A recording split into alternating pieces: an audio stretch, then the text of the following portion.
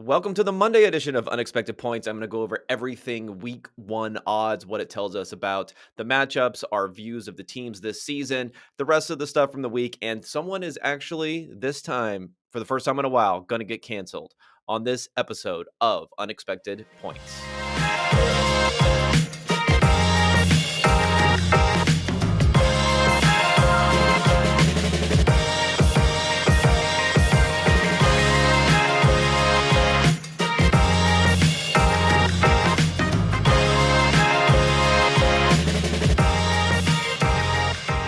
All right, you ready?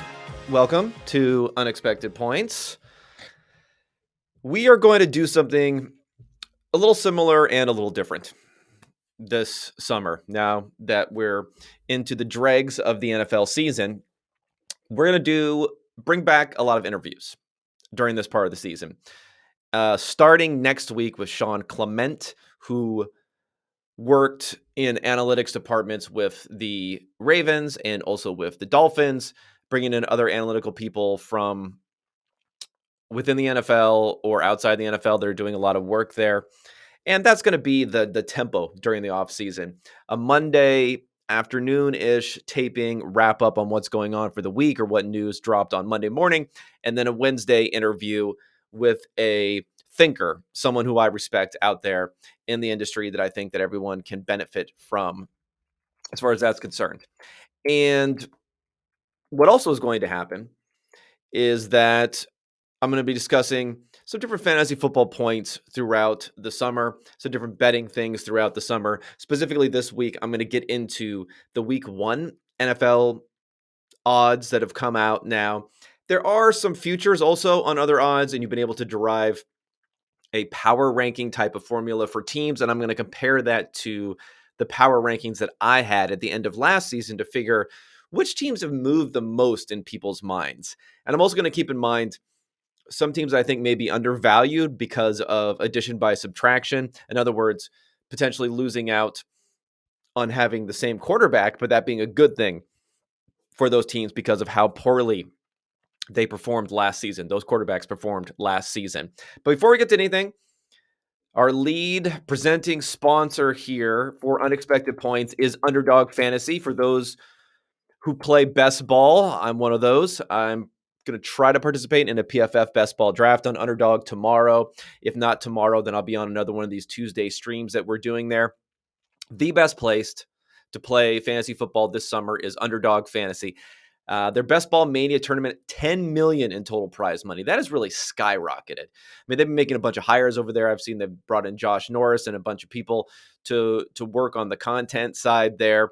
And what's really great about this, of course, is there's no waivers, no trades, no in-season management. It gives you a real opportunity to predict outcomes early in the season with actual money behind it against other individuals who have stake, who are engaged, who aren't just throwing around takes that you're going to hear all over the place this summer. This is people putting their hard-earned money on the line, and you'll see whether or not your predictions and opinions and strategies are better than anyone else's. And of course, there's a ton of content out there on the best ball format that you can check out. So the champion of the Best Ball Mania last year drafted in June. So drafting early can be very, very good. You're going to want to have a unique lineup, and the more unique lineup you can get now versus later in the summer when more and more people are drafting and more people are going to have similar players and combinations because of the movement that's going to happen this summer.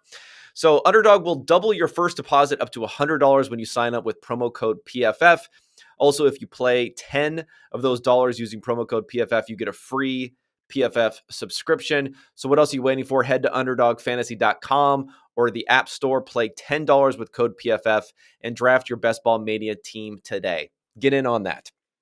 All right, let's get into, first I'm going to hit quickly some storylines for the week. There isn't a lot going on here. I was looking through Peter King's Football Morning in America column, and it's desolate. But we did get some Monday morning news here, news drop in a good way. Players getting paid. Jaire Alexander got the newest incremental increase in the cornerback market after what we saw from Denzel Ward earlier this season. He signs a 4-year, $84 million contract extension. So let's get down to the details, though. If you want to just look at it from a headline perspective, that's 4 years, that's 84 million. So you do the quick math on that, 21 million per year, which is slightly better than what we saw for the 5-year contract for Denzel Ward, which was, I think it's 20.1 million. And then it was 20 million before with Jalen Ramsey. So a little bit more of an increase, incremental increase than what we saw off of Jalen Ramsey's contract. But remember, Ramsey's contract was from 2 off seasons ago. So the fact that these contracts are barely surpassing that also gives an idea that Ramsey's deal, where Ramsey sits now, is the clear, defined cornerback one of the market. But I don't think Alexander is that far behind in people's perception. And there are some details to this, I think, which makes it a better deal for him as a player. But it also hints to what I talked about with the Ward deal, because of the fact that Denzel Ward was the 4th player selected in the 2018 draft, and Jaire Alexander was the 18th player selected in the 2018 draft. That I think in most people's minds, I could be wrong about this, but I think in most people's minds, there's a better argument for Jaire Alexander being right in that tier below Jalen Ramsey in a tier by himself, right in that next tier with a few guys who could all be competing for the second best cornerback in the NFL. And I think Denzel Ward is a little bit below a few of those guys, in my opinion. I mean, it's close. There's probably less of a gap between that second tier and the third tier with Denzel Ward than there is between the second tier and Jalen Ramsey on top. But, I think it came through in this contract, especially coming off a year where he was injured. He only played 4 games last year, Jaire Alexander. The fact that he still got this big deal, which was clearly better than Denzel Ward's deal, despite the fact that he was taken much later in the NFL draft, that he's viewed that way as being incrementally better, maybe even a tier higher than Denzel Ward. The details of this thing we want to talk about here, how there's difference here. So this is where it really makes a difference on how players are not only structured as being a year shorter and a little bit more per year, but how it's structured as far as the cash flow is concerned. A bird in the hand is worth 2 in the bush, right? You want that money now as quickly as possible. That is a huge motivation for these players to do these deals.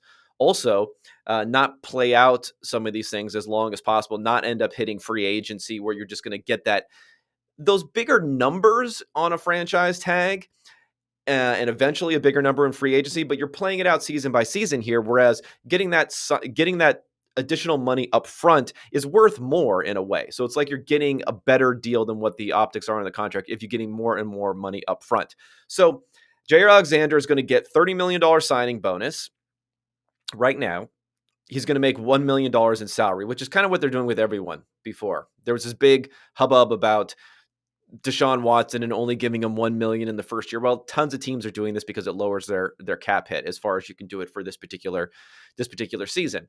Whereas Ward basically got $21 million. He got a $20 million signing bonus, and he was also making $1 million in that first year. So Alexander's going to have about $10 million more over the first 12 months. Well, not even 12 months, over the first 10-ish sort of months. And then in March of next year, Alexander is going to get a roster bonus of $11.5 million. Now the gap is closed a little bit for that next year thing, because Ward is going to, as part of his deal, he gets a $18.4 million option bonus in his second year of his contract. So that closes the gap a little bit. So it's more like $45 million over the course of 2 full years for Alexander versus $43 million for Ward. So it's pretty close to being even. And then if we extend it out through year 3, $61 million for Alexander is how much he's going to bring in those first 3 years, about $59 million for Ward. So very, very close. So better deal for Alexander, gets the money up front, hits free agency at 29 as opposed to Ward having an extra year on the deal and hitting free agency at 30. I don't know whether these guys will be able to cash in as older players in the market, but they're about the same age. Alexander's a little bit older than Ward, both very young players. But again, Ward is very, very close on this. I think getting the equity from being that top 5 pick.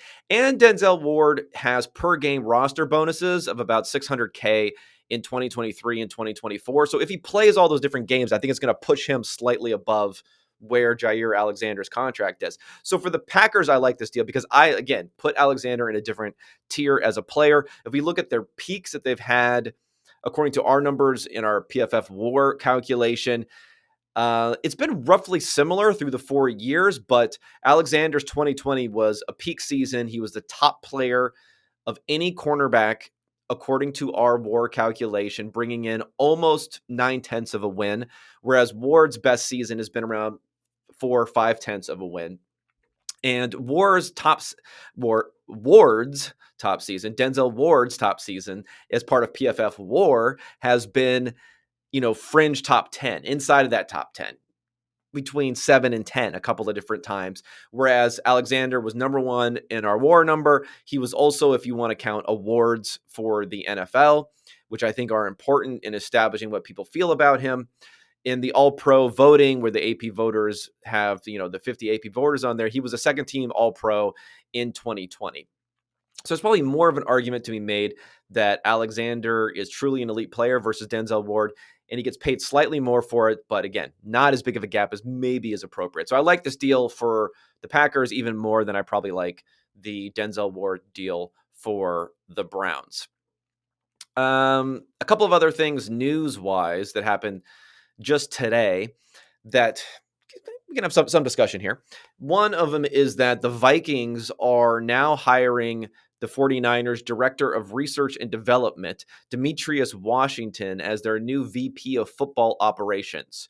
So Kwesi Adofo-Mensah, he was basically the same title, the Director of Research and Development with the 49ers, before he came to the Browns, where he wasn't officially assistant GM, but that's kind of what he was to Andrew Berry. I think he may have been VP of football operations or something like that. So Kwesi is bringing him in a similar sort of role as VP of football operations, the same sort of role that he had with the Browns, setting Washington up as potentially being a guy who's going to get into the cycle of GM interviews. Maybe not next offseason, maybe a couple off seasons down the road, but he is going forward in there, which is really good to see because we want to see more and more of this pipeline being filled with some of the analytics, quote unquote, analytics guys. So let's look at his background here. Let's look at Demetrius Washington. I had this up earlier. Sorry, I forgot to keep it up here.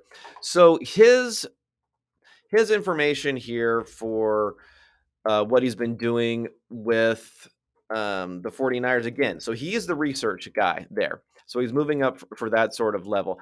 Unfortunately, he does not have much bio information here when it comes to what he's been doing there with the 49ers. But if you bring up some of his information there, it looks like he had done some scouting in the past, and he had also worked on a lot of these research projects there. Adofo-Mensah has some very high praise for him. So I think it'll be interesting to see him coming in there. And, I don't want to lean too far into this, but I do think if we're talking about the problems with diversity within the NFL, this isn't going to really affect the coaching side of things as much. But when it affects the front offices, I think that these research positions, analytics positions, skewing towards that, building out those sort of departments, I think it's brought in a lot of different voices who now have a legitimate shot at moving up the ranks within these organizations. And it's not just bringing in different voices. Like we've seen different women who are working within the front offices there. There was Namita Nandakundar, who worked for the Philadelphia Eagles and is now working for the Kraken, a hockey team in Seattle. There's Sarah Bailey, who I want to get on the podcast this summer. We'll see if it happens. Who's working with the Rams, who's working in more of an analytical capacity. And there are a handful of others throughout the league. But even beyond that, if you look at the GMs who have been hired in recent cycles, black GMs who have been hired, starting with Sashi Brown, who isn't really an analytics guy, but he was a lawyer and he came from that sort of side of thinking as opposed to the scouting side of thinking. So you have him, you have Andrew Berry, who was a traditional scout, but again, he had that path through working with more of the analytical front offices, the Browns and the Eagles when he came through there. You have Adolfo Mensa now, who's coming through with the Vikings. So you are getting more and more hires on this. And I think here, Demetrius Washington, also a black man, is coming through here, where hopefully he has a way to get in here. So I do think that, that like people wouldn't necessarily think of going outside of scouting as being a way to diversify, racially diversify the talent pool there. But I think the old boys network is much stronger within the scouting pipeline to eventually lead up to become a GM than it is within the analytics and the research pipeline where people can eventually go in that area. And, there are many others who are working in the NFL now, of Asian descent, of other descent, who are working within the research side of things. The Colts have a couple of gentlemen there who are working there. The Jaguars have a head of their research is also Asian. So it really is bringing in, I think, some good diversity into the ranks. And this is another potential stepping stone to move in that direction. Now, the 49ers have also become, in a way, a little bit of a GM tree-ish sort of thing going on here. Of course, Adolfo Mensa coming from the 49ers. Demetrius Washington now is put into that category where maybe he can move forward and go there. And the Jaguars also announced today that they officially hired Ethan Waugh. I believe it's pronounced Waugh. It's Waugh, who's going to be assistant GM of the Jaguars from the 49ers. Doesn't quite fit the same category as far as an analytical guy. He did some operations work there, but it was something that was expected and now finalized. I guess the question mark there for him is the fact that I'm not sure if he's an ally of Trent Baalke's because they overlapped for about 12 different years in San Francisco before he came over there. But maybe San Francisco has become a bit of an organization that is leading and then sending people off to do some good high-level stuff in other places. Okay, a couple other little news things before we get into the week 1 schedule here. And number one, let me give you some good takes here that you can use for the topics of the week. Tom Brady, I didn't discuss his $37.5 million contract beyond whether or not it was a good investment. I discussed as part of a mailbag question last week where I said, it's not a bad investment since it's like less than 0.5% of the money that these teams are spending. I mean, that these networks are spending to get the rights to these games.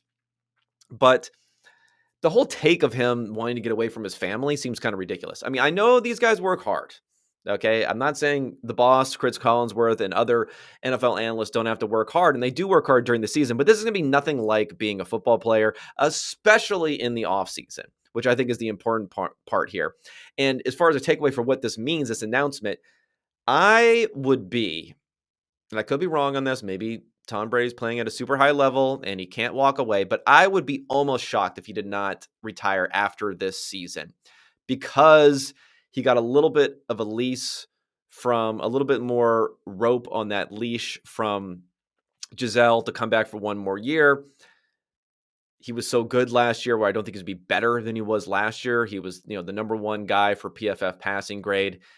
All of that coming back. I just don't see it happening again, especially when on the table, he could leave football, have his summers fairly free, spend time with his family, have a happy home front, and make more money at doing the analysis work for Fox and have less of a commitment. Yeah, some traveling during the season, all that stuff's going to happen, but it's still going to be very much a step back, his commitment versus what he's going to do as a player. So that's my take for Tom Brady. I think he's done after this year, but then again, we've been calling for his demise for a decade, and it hasn't been happening. Number 2, Drew Brees tweeting out about, it sounds like it was kind of a mutual disinterest maybe between Brees and NBC in the fact that Brees wanted to do more games versus being a studio guy, NBC not ready to turn that over to him. His whole thing of maybe I'll come back and play. He's not coming back to play, people. Let's not waste any breath or anything to talk about that. There's no spot for him to come back and play. I think he knows things are done. No one's going to be beating down the doors for Drew Brees this year, but maybe he'll get a chance to do some announcing somewhere else. So we don't really need to talk about the Drew Brees thing that much. And a couple little signings. The Saints, got to tip my cap to the fact that despite that people were incensed by Ben Baldwin and I having them, that front office down near the bottom of our rankings, they just don't know when to quit, and they bring in Honey Badger, and now they bring in Jarvis Landry. Although I really like the Landry deal. They're barely paying him anything. I thought it was funny that Landry, well, funny I shouldn't say, but Landry fired his agent for the fact that the Browns wanted him to take less money, that they couldn't find a trade partner for him on this contract where he was going to make $16 million a year. And now he's signing for basically $3 million a year with some incentives. So much, much less there. Maybe there just wasn't that big of a market for Landry. So the Saints adding a couple pieces, they're going for it. They are still going for it. The markets aren't quite buying on them, but I do think it's interesting about the just continual going back in from the Saints. Okay, lastly, before I get to week one lines, everything that's going on there, I am bringing back cancellations. And for this one, I'm going to play you first a clip. It's a little choppy, the clip, because it was just filmed on a cell phone in the middle of, Barstool offices, where Taylor Lewan, the offensive tackle for the Titans, comes in and he's having a discussion with, I don't know all these dudes, these Barstool dudes, these Stooly guys.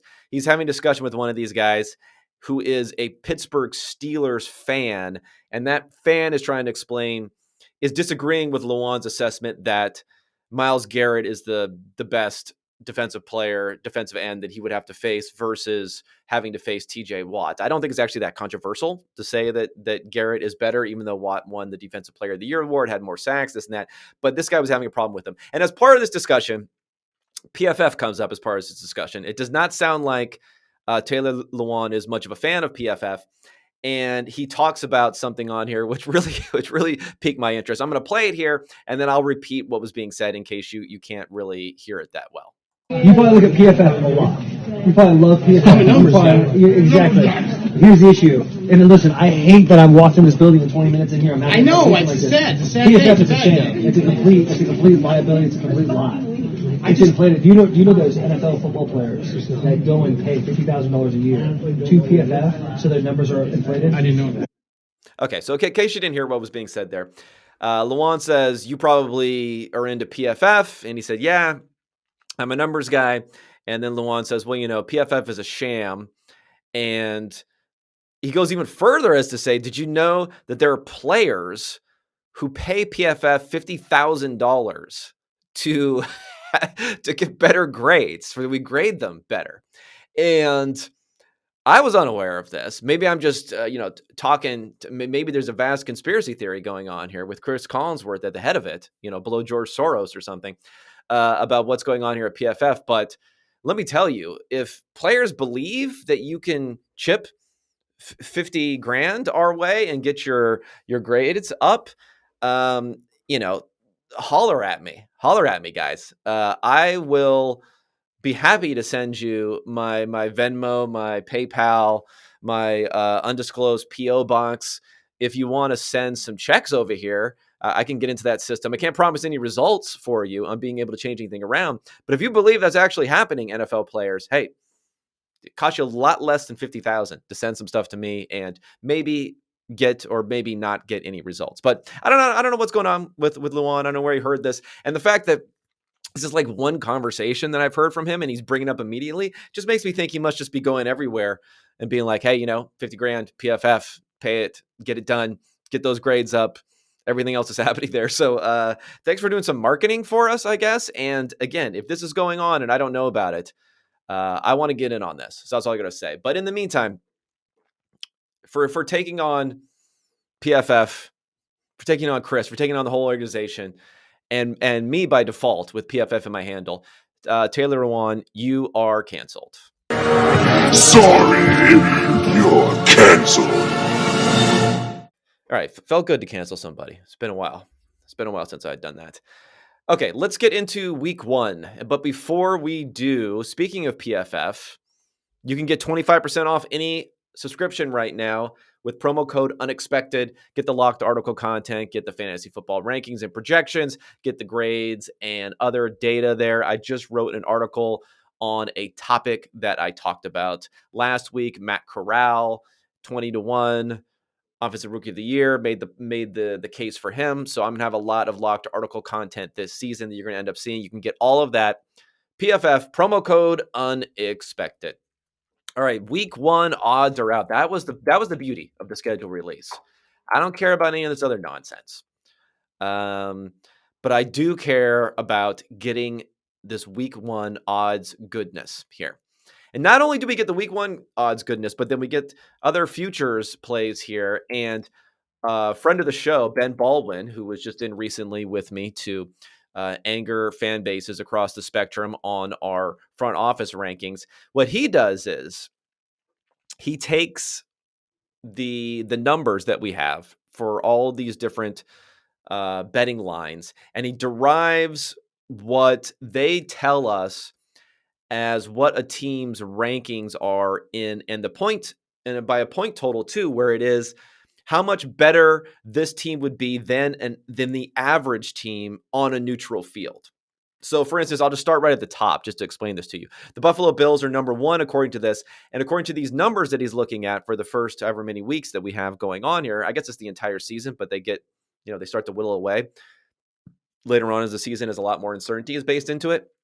That the Buffalo Bills are 5.1 points better than an average team on a neutral field. And the worst team here is the Texans, who would be 5.8 points worse than any team on a neutral field. The first thing to mention about this is that the range here that we're talking about, +5 to -5, is much more narrow than what we will see once we get into the season and we have evidence of how good these teams actually are. A lot of different dynamics change over the offseason, as well as we think team that ended hot last year will come right into this season and be hot, or a team that was really, really bad last year will come right into this season and be bad again. Lots of turnover in NFL rosters every single year. Lots of turnover in coaching. Lots of changes in scheduling, how things go on. Lots of injury luck that can change season to season. So because of that, these are much more narrow, talking about there being less than an 11-point differential between the best team and the worst team. Whereas at the end of the season last year, let me pull up some of these numbers that I had for the end of the season last year, not according to Ben's numbers, but according to numbers that I was looking at.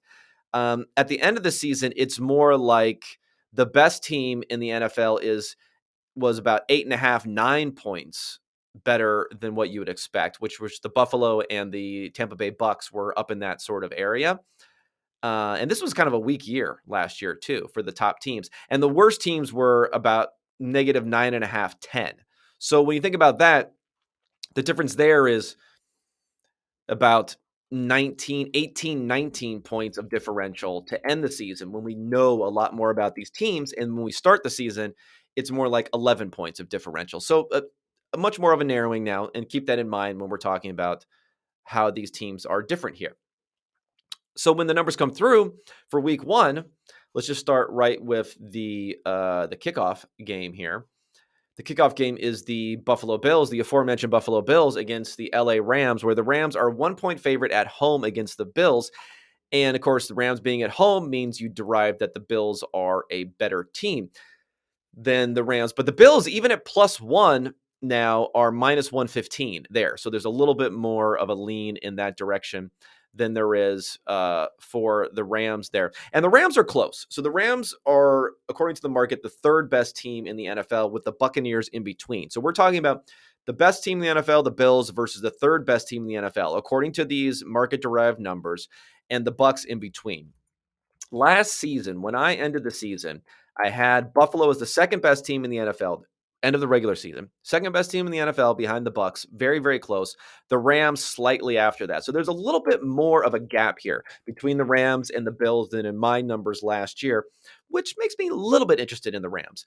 Although I do think that if you're talking about the stability of the quarterback play, well, it's weird to say when we're talking about Josh Allen, a player who nerds like myself hated for his first 2 seasons. I think there's a lot more faith in his ability to continue the high level of play he had, especially the very, very high level of play that he had in the playoffs, where he had an insane run in the playoffs. I mean, they scored a touchdown every single time they touched the ball against the Patriots. Then the next week, they scored a touchdown almost every single time they touched the ball against the Chiefs. There's more faith that he will continue at that level than Matthew Stafford, who was right up number 1 in the NFL in EPA per play, but wasn't really sniffing any sort of consideration. Well, close to number 1 in the NFL for EPA per play. I shouldn't say that because I think Rodgers was number 1, but he wasn't really sniffing anything, any consideration for MVP or being on that level of Allen. So I think Bills and Allen could be slightly overvalued, maybe going into this, but it's close, and I'm not really going to quibble when we're between the threes when we're talking about these different numbers here for that kickoff game. But it's going to be a great, great game. Again, best team versus the third best team in the NFL to start the season, according to the power rankings based on betting markets. Let me just point out maybe some interesting ones. I don't know if I want to go through every single game here, but some interesting ones from my perspective. The first one that I think is kind of interesting is the San Francisco 49ers and the Chicago Bears. Interesting because the 49ers, what are they doing at quarterback? This offseason, my opinion has been that it's just a slow market for being able to trade away a quarterback, even a quarterback like Garoppolo, who I believe is league average-ish, potentially better in the right system. I mean, he's been much, much better than that results-wise than with the 49ers, that it's hard even to move on from a player like that, but especially when he's had these injury concerns that have made it difficult. And now the musical chairs have all been filled after the draft, after free agency. It's become harder and harder to do that. So I was more of the opinion that, more like 95-5 type of odds split, that they were going to move on to Trey Lance. It may be a 5% chance that they stick with Garoppolo for this season. Maybe 5% chance. Now I just, when there's smoke a little bit on what's being rumbled here, I'll hedge it again because of the difficulties of getting rid of someone like Baker Mayfield. Makes me think that it's just harder to trade away the quarterback. I'm not going to believe it until they, pick up his contract for this season and he's not cut before the end of the season. But the smoke around Lance maybe not being the guy is pretty interesting. And the only reason there's a little bit more to that potentially is because, Shanahan's big thing when he talked about needing to draft a quarterback was really the injury concerns when it came to Garoppolo. And if he's healthy, maybe he likes having Garoppolo there. But the larger point is 6.5 points with Lance there. I'd probably be less confident in that 6.5. So I don't know what's being priced in there from Vegas's perspective on these two teams, because if you look at where they ended the year last year in terms of my power rankings, the 49ers would have been in the top 6-ish as far as what they were in their ranking. And then the Bears would have been in the middle of the 20s. But the problem with the Bears is they were better. Believe it or not, they were better with Andy Dalton. They had a better offense. He was more efficient playing there this year. So when we look at the market-derived numbers for this year, the 49ers are more closer to the middle of the pack. They're at least 11th according to their numbers here. And then the Bears are much further down here, and they're in the bottom 7, but still better than the Jaguars. Seems being better than the Jaguars and the Jets, the Seahawks, and the Panthers. So we'll see how that concerns it. But I think that's interesting on who they're going to end up being the guy this year. And it looks like, at least this number to me, has some confidence that it might be Jimmy G going in there, because 6.5 is a decent amount of points on the road for any team. Okay, Ravens, Jets, don't have a big opinion there. 4.5 points. So the Ravens are going to be very, very healthy this year. Healthier, I should say. I don't know if they're going to be healthy. They'll be healthier, and the Jets are just a huge, huge projection right now. This one interests me. Commanders, our Washington Commanders. I don't know why I say our Washington Commanders, but they're 4-point favorites at home against the Jaguars. The Jaguars were last year, again, this is when we talk about the narrowing of things. They ended the season, for me, being about an 8.5, 9 points worse than an average team on a neutral field. And now the Jaguars are seen, according to the market, as being about 4 points worse than a neutral than any team on a neutral field. So you're not going to have additional players that they brought in. They spent a ton of money in free agency. They have the draft. They brought in additional players there. Obviously, Trevor Lawrence getting to his second year, and so on and so forth. But I do think that the Commanders might have gotten a little bit more of a bump out of Wentz and what they've been building there than some think. I know that Taylor Heineke was fun to watch-ish for some people in how he played. He was like Brett Favre without the arm, but he was solidly a bottom 5-6 quarterback in the NFL, where Wentz, I think, gives you a little bit more there. So I'm interested there. That's not great to get this line at 4 above the 3 here for the Commanders, but I think they might be, it's a little disrespectful to the Commanders here to see that, especially when the Commanders, again, this was kind of a hyped team going into 2021 when we thought Ryan Fitzpatrick was going to be the quarterback there. And now we're pretty low on them, despite the fact that they've added a handful of pieces and should be healthier, and having Wentz there should be a bit of an upgrade. Again, upgrade to league average quarterback play, but that could still be an important upgrade. Patriots +3 at the Dolphins. That was an interesting one because now they're seen as about being equivalent teams. And the Dolphins fall into this category where, again, Mike McDaniel is a new guy there, so he's not going to lose his job overnight.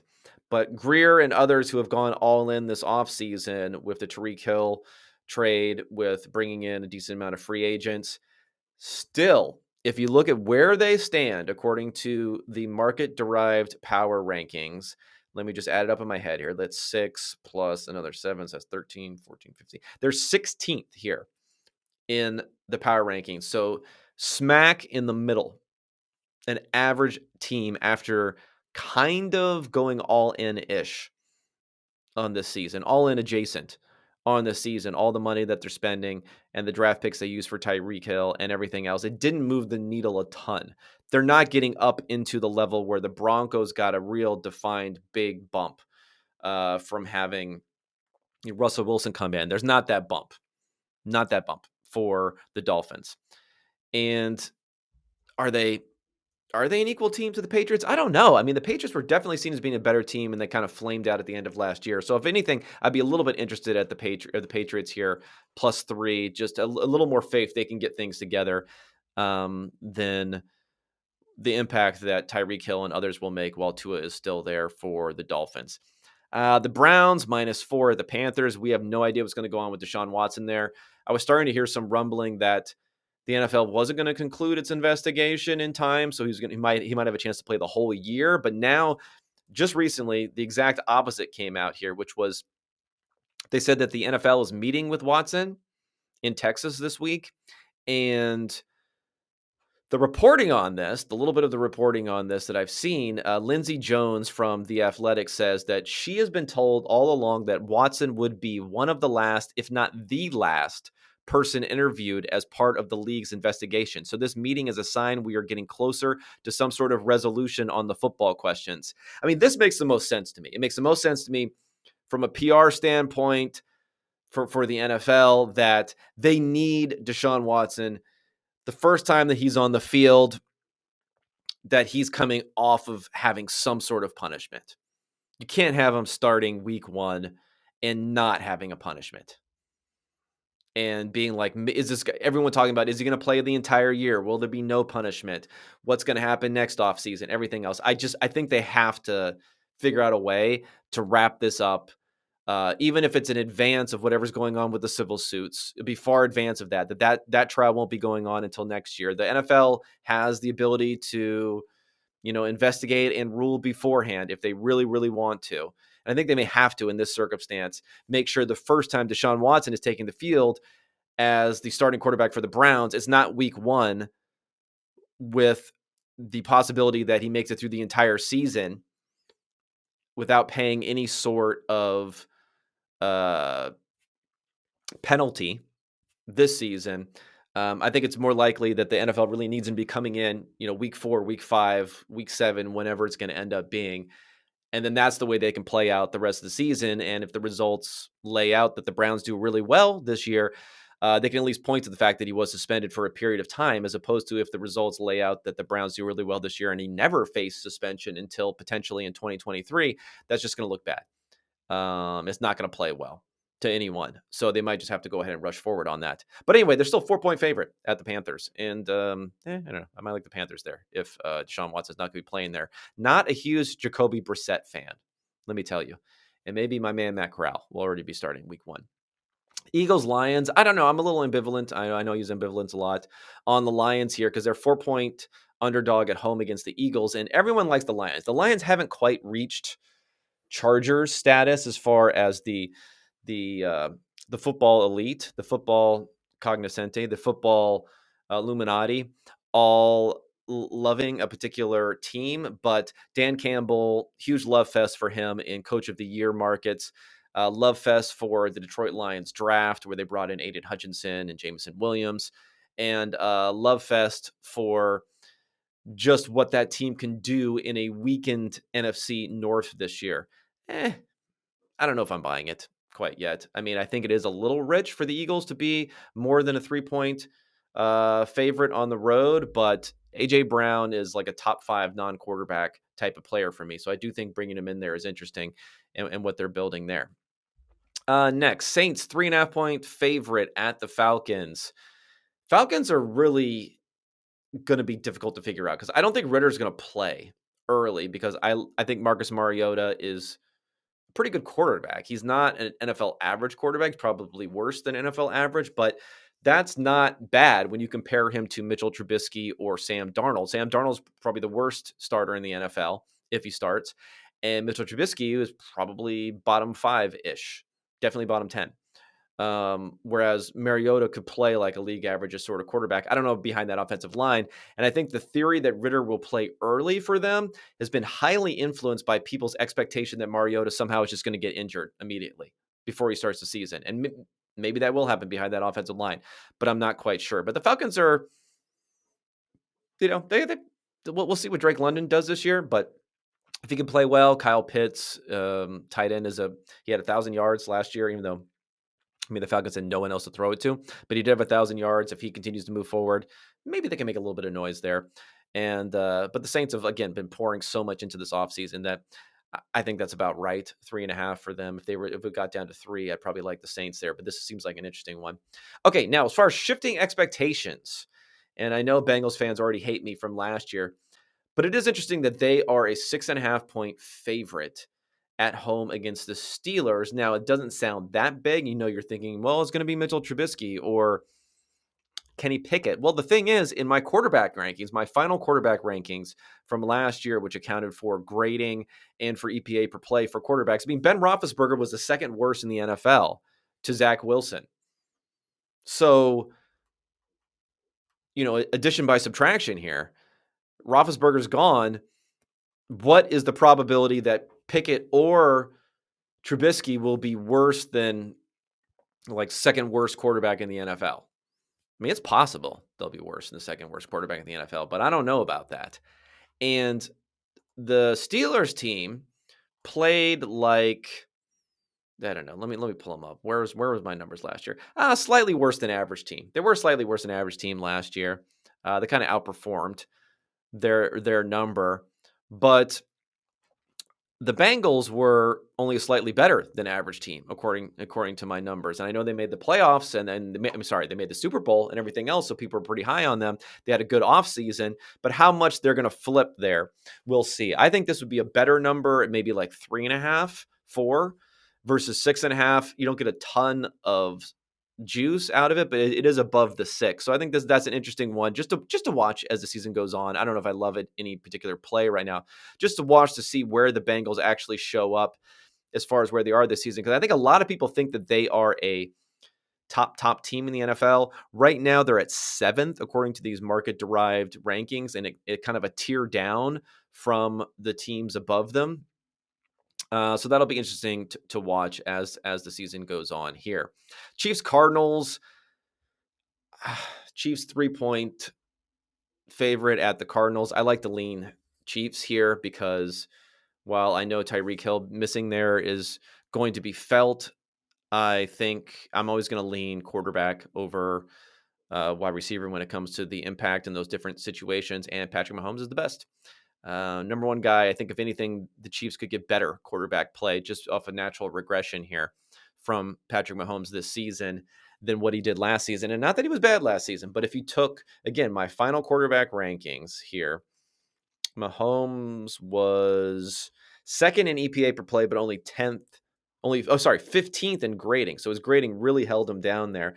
He was kind of like 11th almost in these quarterback rankings because of the problems that he had there, but he's still number one in my go forward rankings. So for that reason, whereas Kyler Murray is more like 10th in his go forward rankings, even though being potentially a little bit better last year in a combined ranking environment, I'm going to bet on Mahomes being the guy going forward. And 3, you wish that was 2.5. I think I got bet up to 3. I think it opened at 2.5.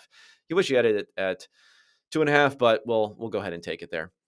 Giants, Titans. Giants, one of the more interesting teams here. 6.5-point dogs at the Titans. Titans, we don't really know how that passing game is gonna function without AJ Brown. Although we did see a lot of passing game without AJ Brown, and it was not pretty. We don't know if Robert Woods is going to be able to play anytime soon, and those are really their two guys there. The Giants, I don't know what to think. I know everyone's loves Brian Daboll, and maybe he'll be able to make that big of an impact, but I think Daniel Jones has shown us enough that he's not the guy. So I'm fine with 6.5 there. Packers, 1.5-point favorite at the Vikings. It's funny, you think that might be light, but that's kind of what we saw last year between these two teams.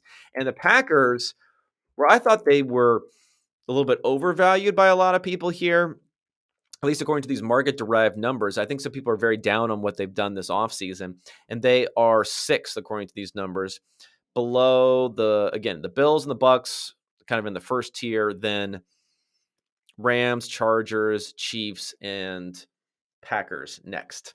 So again, we're talking about the quarterback versus wide receiver thing. Yeah, I don't know. If Rodgers didn't have that tough stretch in his career from 2017 to 2020, it'd be a little bit better, but whatever. It's the way it goes. I'm fine with this number where it is. And like I said, it's about where it was last year. Chargers 4 over the Raiders. People are high on the Chargers, but I'm kind of high on the Chargers too. So I'm okay with that number. I think 3.5 might be more appropriate, but I definitely don't see Devontae Adams moving things that much. Chargers being slightly better according to these market-derived team tiers than the Chiefs. I'm not buying that. I think they should probably be a little bit less, but it's interesting that they're right there with them, at least this year. Bucks, 2.5-point favorite at the Cowboys. Yeah, this one is very interesting to me because I think the Bucks are certainly a better team. The Cowboys, I believe, because they lost some talent there, got worse. But Dak Prescott, for me, just something was wrong with him all year last year with his issues that he had, with his throwing issues that he had. Even for week 1, where he had a great game week 1, he was not able to throw the ball very well. And that came through the entire rest of the season. So I do think they could be a little bit turbocharged this year. Losing Amari Cooper hurts. I don't think Jalen Tolbert is going to be able to come in as a 3rd-round pick and be that great there.